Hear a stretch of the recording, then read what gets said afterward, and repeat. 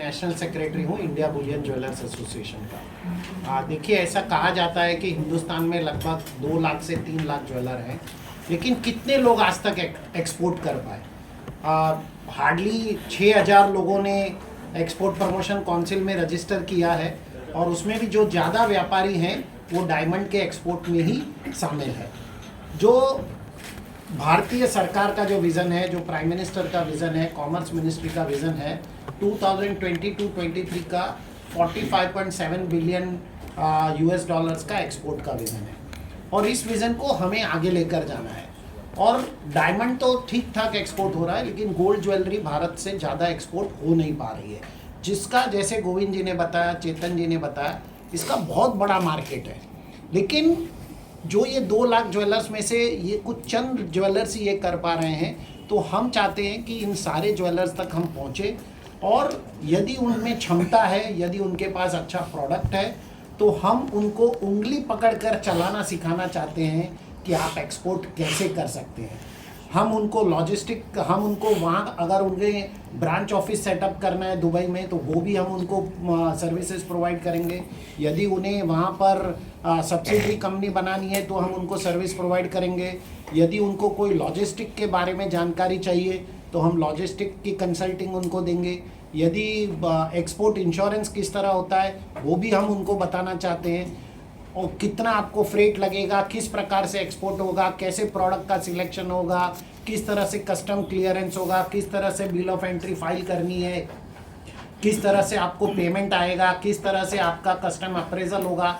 हम ये सारी सर्विसेज उनको देना चाहते हैं, ये सारी चीज़ें उनको समझाना चाहते हैं, और उनके जो दिमाग में एक डर है कि किस तरह से एक्सपोर्ट होगा, कैसे हमारा माल वहाँ जाएगा, कैसे सिलेक्शन होगा, कैसे पेमेंट आएगा, ये बेसिकली इस डर को सिर्फ दूर ही नहीं करना है, लेकिन इसका हमें उनको प्रैक्टिकली ये एक्सपीरियंस करवाना है।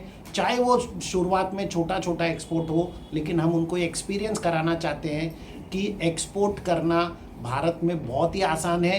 और ख़ास तौर पे जब हमारे जो कस्टम है, और जिस प्रकार के हमारे आज की तारीख में जो सरकार एक्सपोर्ट को प्रमोट कर रही है, और देखिए, दुबई आप सभी जानते हैं कि एक्सपोर्ट का गढ़ है। वहाँ सारी कंपनियाँ, गोविंद जी ने भी बताया, बाइंग करने के लिए आती है, और हमारी ज्वेलरी की, स्पेशली हैंडमेड ज्वेलरी की बहुत ज़्यादा डिमांड है।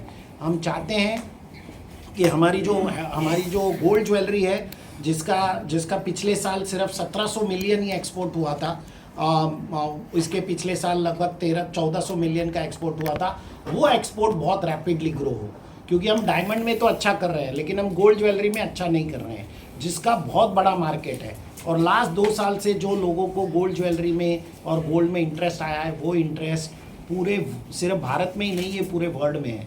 तो हम हर मैन्युफैक्चरर तक, हर ज्वेलर तक एक्सपोर्ट की सुविधा पहुंचाना चाहते हैं, और भारत सरकार का हम जो विज़न है वो इब्जा के जरिए, ज्वेलर्स फैटर्निटी के जरिए पूरा करना चाहते हैं। और यही इंडिया बुलियन ज्वेलर्स एसोसिएशन, जो 103 साल पुरानी संस्था है, उसका यही काम है। और इसीलिए हमने ज्वेलर्स प्लेनेट दुबई से टाई अप किया है, जिनके पास पूरा इंफ्रास्ट्रक्चर अवेलेबल है इस चीज़ के लिए। और हम सभी ज्वेलर्स को इनवाइट करते हैं कि आप इस कार्यक्रम में साथ में जुड़िए, और ये एक्सपीरियंस लीजिए, और इसका आप फ़ायदा उठाइए। इससे इंडस्ट्री को ही नहीं, देश को भी फ़ायदा होगा, और इससे जो अलाइड इंडस्ट्री को भी फ़ायदा होगा, वो बहुत बड़ा फ़ायदा होगा।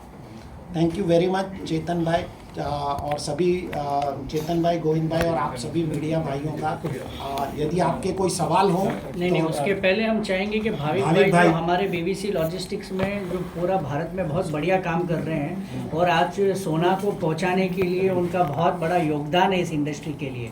तो मैं चाहूँगा कि ये आप जो भाविक भाई, मैं ये हम सब जानना चाहते हैं कि आप किस तरीके से ये एक्सपोर्ट के अंदर हमको हेल्प होगी, और हम कैसे आगे काम करेंगे। तो छोटा सा आपसे ब्रीफ चाहूँगा मीडिया।